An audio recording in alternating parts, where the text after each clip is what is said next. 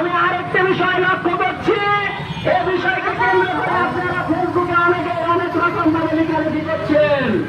প্রিয় ভাইরা, আমরা এখানে অংশগ্রহণ করার তৌফিক দান করছেন আল্লাহ পাক রব্বুল আলামিন আমাদের সকলকে।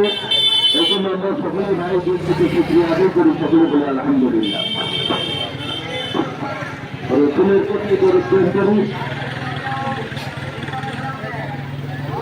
রসুলের প্রতি গৌরব করি, সকলে বলে সাল্লাল্লাহু আলাইহি ওয়াসাল্লাম। আসলে ভাই আজকে আমরা এখানে যে উদ্দেশ্যে একত্রিত হয়েছি এটা আমাদের সকলেরই জানা, যে আমাদের পার্শ্ববর্তী এক ভাই, হিন্দু ভাই, আমাদের বিশ্বনবী মুহাম্মদ সাল্লাল্লাহু আলাইহি ওয়াসাল্লামকে অকথ্য ভাষায় নিন্দা এবং কুরুক্তি করার কারণে আজকে আমরা এখানে একত্রিত হয়েছি। এবং আপনাদেরকে আমি এটাও জানাইতে চাই যে এই ব্যাপারটা নিয়ে যদিও একবার আলোচনা হয়ে গেছে,